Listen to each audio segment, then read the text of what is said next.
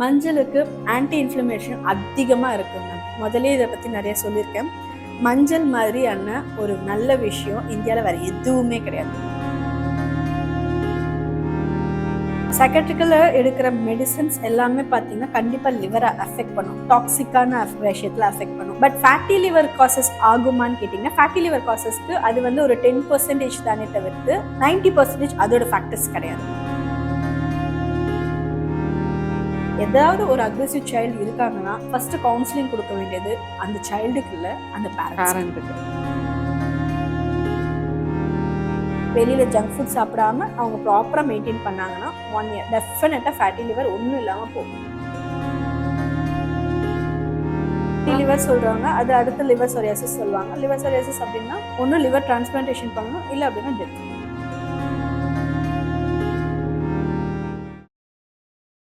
Ma'am, அதாவது இன்றைய காலகட்டத்தில் ரொம்பவே அதிகமாக கேட்குற ஒரு விஷயம் என்ன அப்படின்னு பார்த்தீங்கன்னா, இதுவும் ஒன் ஆஃப் த ஒரு முக்கியமான விஷயம் அப்படின்னே சொல்லலாம். Fatty liver.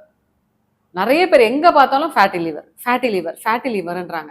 Actually what is fatty liver? அது ஏன் வருது? ஃபேட்டி லிவர் அப்படின்றது பார்த்தீங்கன்னா லிவரில் அதிகமாக டெபாசிட் ஆகிற ஃபேட். அதாவது லிவரோடைய ஒர்க்கே என்னன்னு பார்த்தீங்கன்னா ப்ரோட்டீனை டெபாசிட் பண்ணுறது தான்.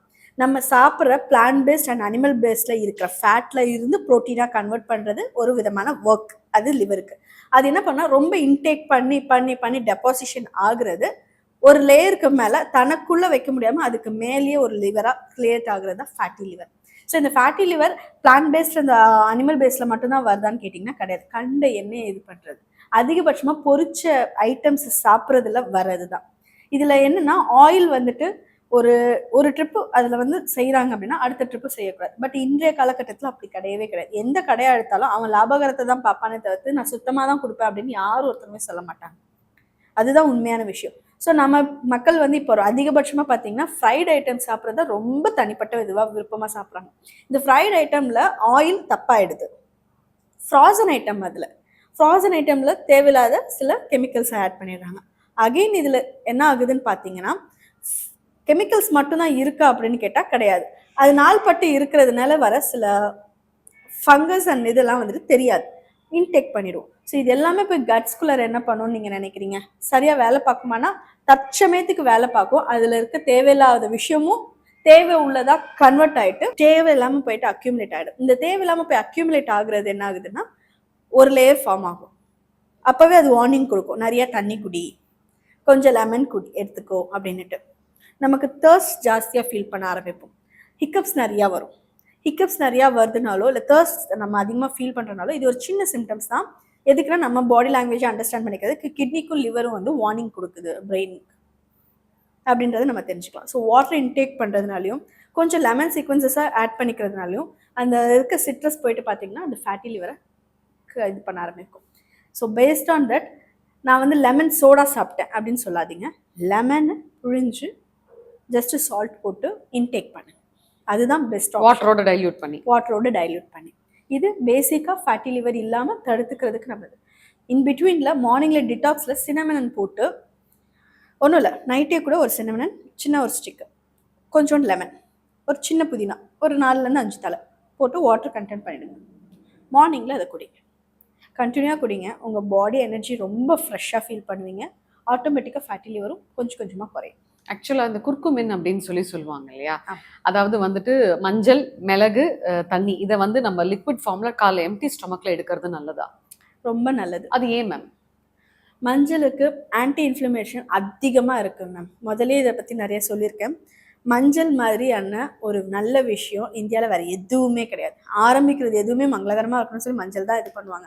ஆனால் நம்ம திரும்பவும் சொல்கிறேன், மஞ்சளை வாங்கி நீங்களே ப்ரிப்பேர் பண்ணுங்கள். அது இந்த பச்சை மஞ்சளை மேம் ரொம்பலாம் வேண்டாம் மேம், வாரத்துக்கு ஒரே ஒரு நாள் பச்சை மஞ்சள் நல்லா கிரேடேட் பண்ணிவிட்டு சரிங்களா, 1 டீஸ்பூன் பெப்பர், நல்ல பெப்பர் வாங்கிட்டு சும்மா ரொம்ப ஒரு வேண்டாம், அது ஒரு சின்ன பிஞ்சு, கொஞ்சோண்டு ஒரு சின்ன ஒரு கல் உப்பு சாப்பிட்ற சொல்லுங்கள். பாடி கிளியர் ஆகிடும். அவங்களுக்கு கான்ஸ்டிபேஷன் டிசென்ட்ரிஸ் ஏதாவது இருந்தால் சரியாயிடும்.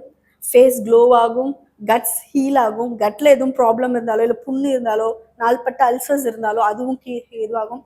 ஈவன் தோ உங்களுக்கு கேன்சர் மாதிரியான செல்ஸ் பாடிக்குள்ளே வேற எங்கேயாவது இருக்குது அப்படின்னா அதுவுமே டெமாலிஷ் ஆகிடும் இந்த குர்குமின்ல. டெஃபினட்டாக. ஓகே. இப்போ நீங்க சொல்றீங்க இல்லையா, இந்த மாதிரி வந்து ஃபேட்டி லிவருக்கு இதெல்லாம் காசஸ் அப்படின்னு சொல்லிட்டு.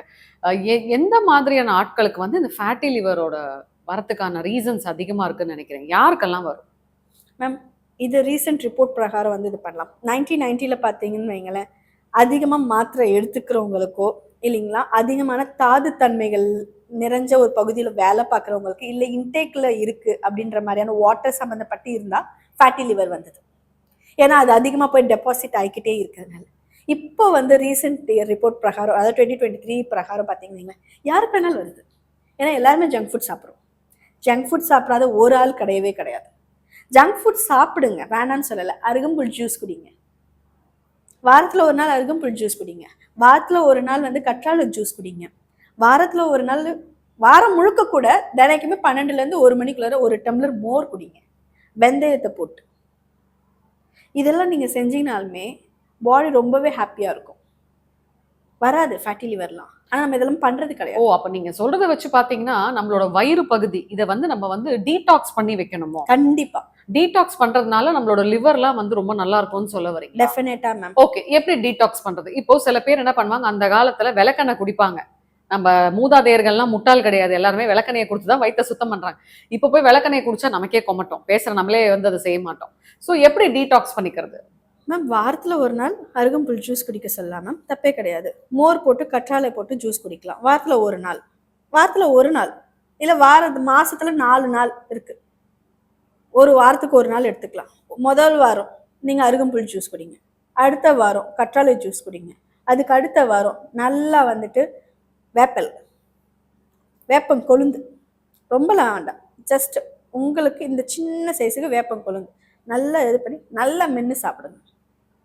வேப்பம் கொழுந்து யார் நம்ம சாப்பிட்றா? ஐயோ! சொல்லும் போதே கசக்குது. ஒரே ஒரு டீஸ்பூன் பச்சை மஞ்சளை கிரேட் பண்ணி சாப்பிடுங்க, போதும். ஃபேட்டி லிவர் வராது. ஓ! மாசத்துல 4 நாள் வெறும் வயத்துல இது 4 விஷயத்த கண்டினியூ ஃபாலோ பண்ணிட்டே வாங்கலேன். இது வந்து ஃபேட்டி லிவருக்கு மட்டும் கிடையாது. கிட்னியில் ஸ்டோன் வராது, யூட்ரஸ் ப்ராப்ளம் வராது, யூரினரி இன்ஃபெக்ஷன்ஸ் வராது, யூரினரி ட்ராக்ல எதுவும் வராது, கட் இஷ்யூ வராது, ஸ்டொமக் அப்டோமென்ட்ரி வராது, ப்ளோட்டிங் வராது, எதுவுமே வராது. இப்போ ஸ்டொமக் பாத்தீங்கன்னா திடீர்னு ஒரு ஆல் ஆஃப் அ சடன் வந்து திடீர்னு நமக்கு வயிறு அப்செட் ஆகி டிசென்ட்ரி ஆகும் ஒரு 2-3 நாள். அது ஏன் ஆகுது? நமக்கு ஏதாவது ஃபுட் ஸ்டைல் ப்ராப்ளமா இல்ல ஏதாவது க்ளீன் ஆகுதா? மேம் வயிற்றுக்குள்ளே பார்த்தீங்கன்னா குட் பாக்டீரியா பேட் பாக்டீரியா ரெண்டுமே சமமான அளவு தான் இருக்கணும். நமக்கு எப்போல்லாம் இந்த மாதிரி சடனாக ஒரு ஃபுட்டு இன்டேக் பண்ணதுக்கப்புறம் டிசென்ட்ரி ஆகுதுன்னா, நம்ம எடுத்த இன்டேக் பண்ண ஃபுட்டில் வந்து ஒன்று பேட் பாக்டீரியா அதிகமாக இருக்கணும், இல்லை குட் பாக்டீரியா ஏதோ ஒன்று இம்பேலன்ஸ்மெண்ட்ரி இருக்கும் பொழுது அந்த மாதிரி டிசென்ட்ரி ஆகும். அது பயப்படுறதுக்கு ஏதாவது பிரச்சனை இல்லை மேம், அவ்வளோலாம் ஒரு பிரச்சனையும் அது ஆட்டோமேட்டிக்காக செட் ஆகிடும். கண்டினியூவாக உங்களுக்கு ஒரு 4 டைம்ஸ்க்கு மேலே இருக்குது, உங்களுக்கு பாடி டயர்டப் ஆகும்போது தான் நீங்கள் அண்டர்ஸ்டாண்ட் பண்ணணும் இது வந்துட்டு ஃபுட் பாய்சனிங். பாடி டயர்டப் ஆகாமல் உங்களுக்கு இந்த மாதிரி மட்டும்தான் இருக்குது அப்படின்னா ஒன்றும் கிடையாது, நீங்கள் மோர் குடிச்சாலுமே நின்றுடும். கருவேப்பிலை இது வந்து ரொம்ப அருமையான ஒரு விஷயம். நீங்கள் ஸ்டொமக் கிளீனிங் இந்த ஃபேட்டி லிவர் பற்றி பேசுறதுனால கேட்குறேன். டெய்லி ஒரு பிடி கருவேப்பிலையை நல்லா மென்று முழுங்கிறதுனால என்னென்ன பலன்கள் இருக்கும்? டெய்லி நீங்கள் ஒரு பிடி கருவேப்பிலையை மென்று முழுங்கிறதுனால பார்த்தீங்கன்னா உங்களுடைய ரத்தத்தில் வந்து தேவையான பிளேட்லெட்ஸ் லெவல் மெயின்டைன் ஆகும். ஓ! சரிங்களா? உங்களுடைய குடல்ல இருக்க தேவையில்லாத கழிவுகள் வெளியாயிடும், முடி நல்லா வளரும், கண் பார்வை நல்லா தெரியும். சரிங்களா? இது போக உண்மைக்கே சொல்லணும்னா யூட்ரஸ்ல டெர்மட்டிஸ் வரும், அதை கண்ட்ரோல் பண்ணும். தேவை உள்ள இடத்துல தான் முடி இருக்கணுமே தவிர்த்து தேவையில்லாத இடத்துல இருக்கக்கூடாது. டெர்மட்டிஸ் பிசிஓடின்னு சொல்கிறத தாண்டி டெர்மட்டிஸ்ன்றது ஒரு எக்ஸ்ட்ரீம் லெவல் ஆஃப் ப்ராப்ளம். அது ரேராக இப்போ இருக்குது, நிறைய பேர்ல நம்ம இப்போ பார்க்குறவங்கள நிறைய பேருக்கு வர ஆரம்பிக்குது. பட் இந்த கருவேப்பிலை எடுத்துக்கிறது நல்லது. கருவேப்பிலை மட்டும் இல்லாமல் கொஞ்சம் ஒரே ஒரு காய் நெல்லிக்காய், பெரிய நெல்லியில் ஒரு பீஸ் சேர்த்து சாப்பிட்டீங்கன்னா இன்னும் சூப்பர். உங்கள் பாடிக்கு சூப்பராக இருக்கும், எனர்ஜி மெட்டபாலிசம் நல்லா மெயின்டைன் ஆகும். இப்போ ரீசன்ட் டேஸ்ல பார்த்தீங்கன்னா சில பேரோட பயம் இது. இப்போ அவங்களுக்கு வந்து ஃபிசிக்கலாக இல்லாமல் மென்டல் இஷ்யூஸ் இருக்கும். லைக் சைக்காட்ரிக் டேப்லெட்ஸ் நிறைய எடுப்பாங்க. நான் ஒரு கேஸ் பார்த்தேன், என்கிட்ட வந்தது. அவங்க வந்து என்கிட்ட டவுட் கேட்குறாங்க, இது யார்கிட்ட டாக்டர் கிட்ட கேட்டு சொல்ல முடியுமா அப்படின்னு சொல்லிட்டு. அவங்களோட பொண்ணுக்கு வந்து மென்டல் இஷ்யூஸ் இருக்கு, சைக்காட்ரிக் ப்ராப்ளம் இருக்கு. அவங்க அந்த டேப்லெட்ஸ் எடுத்துட்டு இருக்காங்க. பாடி பயங்கரமா குண்டாயிருக்கு. ஆனால் அதுக்கப்புறம் அது நார்மலைஸ் ஆயிடுச்சு. இவங்க உடனே செக்அப் பண்ணி பார்த்தா ஃபேட்டி லிவர் இருக்கு. ஐயோ, இந்த ஹாஸ்பிட்டலில் கொடுக்குற அந்த மனநல மருந்து தான் வந்து என் பொண்ணுக்கு ஃபேட்டி லிவர் வந்துருச்சுன்னு சொல்லிட்டு இவங்க மனநல மருந்தையும் கட் பண்ணிட்டாங்க, ஃபேட்டி லிவருக்கான ட்ரீட்மெண்ட்டும் எடுக்கல. இப்போ அவங்க அக்ரெசிவாக இருக்காங்க. அதான் நான் சொன்னேன், இதுக்கும் கனெக்ஷன் கிடையாது. நீங்க ஏதோ அன்ஹெல்த்தியான ஃபுட்டை கொடுத்துருக்கீங்க, உங்க பொண்ணுக்கு அதுக்கு வந்திருக்கு. இதுக்கு ஒரு மாதிரி ட்ரீட்மெண்ட் எடுங்க, இதுக்கு ஒரு மாதிரி ட்ரீட்மெண்ட் எடுங்கன்னு சொன்னேன். இது வந்து ஒரு மித்தா இல்ல அது மாதிரி கனெக்ஷன் இருக்கா? மேம் சைக்காட்ரிக்கல்ல எடுக்கிற மெடிசின்ஸ் எல்லாமே பார்த்தீங்கன்னா கண்டிப்பாக லிவரை அஃபெக்ட் பண்ணும், டாக்ஸிக்கான விஷயத்தில் அஃபெக்ட் பண்ணும். பட் ஃபேட்டி லிவர் காசஸ் ஆகுமான்னு கேட்டிங்கன்னா ஃபேட்டி லிவர் காசஸ்க்கு அது வந்து ஒரு 10% தானே தவிர்த்து 90% அதோட ஃபேக்டர்ஸ் கிடையாது. 90% என்ன பண்ணுவாங்கன்னா இந்த மாதிரி அக்ரெசிவாக இருக்கிற பீப்புள்ஸ்க்கு அவங்க கேட்குற உணவு பழக்கத்தை கொடுத்துருவாங்க. ஏன்னா நமக்கு பொறுமை இருக்காது அவங்கள ஹேண்டில் பண்ணுறதுக்கு. உண்மை அதுதான். மென்டலா ப்ராப்ளம் இருக்கிற எல்லாருக்குமே மென்டலா நம்ம எல்லாருமே பைத்தியம் தான். நம்மளும் பைத்தியம், நீங்களும் பைத்தியம். இல்ல நானுமே பிகாஸ் நம்ம ஒரு விஷயம் நம்ம பிளான் பண்றோம், அந்த விஷயம் நடக்கல அப்படின்னாலுமே நம்ம ஒரு சின்ன ஸ்ட்ரெஸ் ஆகாமே அதுவே ஒரு மென்டல் இஷ்யூ தான். ஸோ எல்லாருக்குமே மென்டல் இஷ்யூஸ் இருக்கதா செய்யுது. நமக்கு சின்ன லெவல்ல இருக்கும், அவங்களுக்கு கொஞ்சம் பெரிய லெவல்ல இருக்கும். நமக்கு சின்ன லெவல்ல இருக்கும் போதே எதிரில் இருக்கவங்க பேஷண்டா நமக்கு தெரிஞ்சவங்க கேட்கல அப்படின்னா நம்ம என்ன மாதிரி ஃபீல் பண்ணுவோம்னா எமோஷனலா பிரேக் டவுன் ஆகும். அப்ப அந்த மாதிரி அதிகபட்சமா ஒரு மென்டலா ப்ராப்ளம்ல இருக்கவங்க வந்து என்னவாங்க, தூக்கி அடிப்பாங்க, அக்ரெசிவ் ஆவாங்க. அவங்க கிட்ட நம்ம என்னவா இருக்கணும்னா ரொம்ப பேஷண்டா இருக்கும். உலகத்துல இருக்க எல்லா பொறுமையும் நமக்கு தான் வேணுன்ற அளவுக்கு வச்சுக்கணும். அவங்க கிட்ட பேஷண்ட்டை ஹேண்டில் பண்ணணும். அவங்களுக்கு நல்ல விஷயம் என்னன்றத அவங்க வழியிலேயே போய் சொல்லிக் கொடுக்கணும். அது வந்து பேரண்டிங் அண்ட் கைடன்சஸ் இருக்கு. சைக்காலஜிக்கலா ஏதாவது ஒரு அக்ரெசிவ் சைல்டு இருக்காங்கன்னா ஃபர்ஸ்ட் கவுன்சிலிங் கொடுக்க வேண்டியது அந்த சைல்டுக்கு இல்ல, அந்த பேரண்ட்டுக்கு. ஓகே, இப்போ ஃபேட்டி லிவர் வராம இருக்கிறதுக்கு வேற என்னென்ன விஷயங்கள் நம்ம தவிர்க்கணும்? இப்போ நீங்க சொன்னீங்க ஜங்க் ஃபுட் அவாய்ட் பண்ணு. நம்ம சொல்றது ரொம்ப ஈஸி. இந்த வீடியோஸ் பார்க்குறப்போ நிறைய பேர் இரிட்டேட் ஆகலாம். ஆனா சும்மா இதுங்களுக்கு வேற வேலை இல்லப்பா, சும்மா ஜங்க் ஃபுட் அவாய்ட் பண்ணு, அதை அவாய்ட் பண்ணுன்னு சொல்றாங்கன்னு சொல்லிட்டு. இதுல ஏதாவது ஒரு முக்கியமான உணவு பழக்க முறை இதை கட் பண்ணியே ஆகணும்னு இருக்கா? டெஃபினட்டா மேம். ஜங்க் ஃபுட் நீங்க சாப்பிட்றீங்களா, ஓகே, நோ இஷ்யூஸ். தயவுசெய்து அந்த கார்பனேட்டட் ட்ரிங்க் உடனே குடிக்காதீங்க. கோக்கு இதெல்லாம், கோக், பெப்சி, ஃப்ரூட்டி. கார்பனேட்டட் ட்ரிங்க்ல ஃப்ரூட்டி வந்து கார்பனேட்டட் ட்ரிங்க் இல்லைன்னு சொல்லுவாங்க, பட் அதுலேயுமே ப்ராப்ளம்ஸ் இருக்கு. தயவு செய்து நீங்கள் ஜங்க் ஃபுட் சாப்பிட்றீங்கன்னா நார்மல் வாட்டரை கன்சியூம் பண்ணுங்க. அதுக்குன்னு ஓவராக அந்த கூலிங்காக இருக்க வாட்டரும் கூடாது. நார்மல் வாட்டர் மேம், ரொம்ப வேணாம். இன்னைக்கு நீங்கள் வந்து ஒரு 500 கிராம்ஸ்க்கு நான் ஜங்க் ஃபுட் சாப்பிட்ருப்பேன் நீங்கள் நினைக்கிறீங்களா? அப்சல்யூட்டாக 2 liters ஆஃப் வாட்டரை அன்னைக்கு கம்ப்ளீட் பண்ணணும் ட்ரை. சூப்பர். ரொம்ப பெரிய பட் கம்ப்ளீட்டாக சேஞ்சஸ் இருக்கும். அதே மாதிரி இந்த வெத்தலை பாக்குங்க, அந்த காலத்துல எல்லாருமே வெத்தலை பாக்கு போடுவாங்க. வெத்தலை பாக்கு, சுண்ணாம்பு.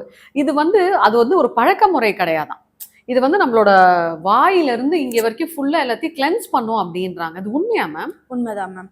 வெத்தலையில் ஒரு விதமான ஆசிட் இருக்கு. அது வந்து பார்த்தீங்கன்னா காரத்தன்மை, அமிலத்தன்மைக்கு வந்து கொஞ்சம் அதிகமாக இருக்கும். நம்மளோட தொண்டையில இருந்து வயிற்றுப்பகுதிக்கு போகிற அந்த குடல் பகுதியில் ஒரு சின்ன சின்ன புழுக்கள் இருக்கும். அந்த புழுக்கள் வந்து சுத்தகரிக்கப்படணும். ஆனால் அந்த புழுக்கள் இருந்தால் தான் இப்படி இப்படி பண்ணும்போது இப்படி தான் ஆகும். நம்மளோட குடல் இப்படியே அசைஞ்சிக்கிட்டே தான் இருக்கும். நம்ம உணவு போகும்போது அது டைஜஷன் ஆகிட்டே போய் தான் லாஸ்ட்டாக வந்து நம்மளோட வயிற்றில் போய் உட்காருமே. அப்போ அதில் அந்த இதில் இருக்க அமிலத்தன்மை என்ன பண்ணும் அப்படின்னா ஸ்டேபிளைஸ் பண்ணும். அசிடிட்டி வராது, ஹார்ட் பர்ன் இஷ்யூஸ் வராது, அசிட் ரிஃப்ளெக்ஸஸ் வராது. இதெல்லாம் தவிர்க்கணும் அப்படின்றதுக்காக அது இது பண்ணுவாங்க. பாக்கில் பார்த்தீங்கன்னா துவர்ப்பு தன்மை இருக்கும். இதில் அமிலத்தன்மை, இதில் துவர்ப்பு தன்மை, அதில் காந்தத்தன்மை சுண்ணாம்புல.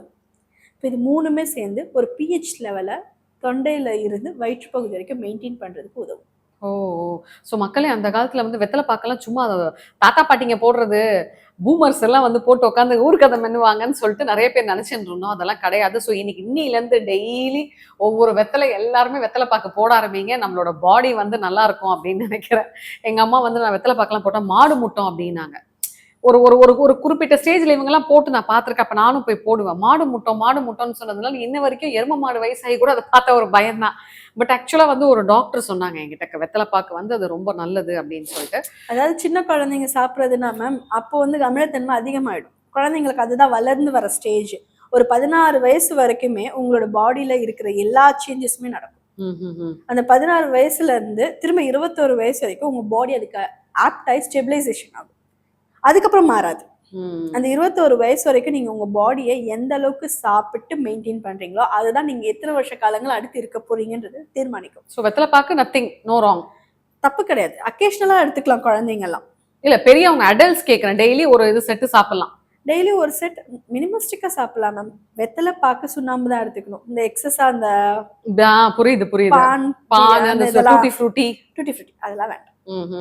இது மட்டும் வேணும்னா எடுத்துக்கலாம். ஓகே, வேற இப்ப இந்த ஃபேட்டி லிவர் வந்துருச்சு ஒருத்தவங்களுக்கு அப்படின்னா அதை ப்ராப்பரா நம்ம வந்து ட்ரீட்மெண்ட் எடுத்தா அதுல இருந்து ஈஸியா வந்துட முடியுமா? சாலிடா மேம். ஸ்டேஜ் 1 இருந்தாங்கன்னா 3 months.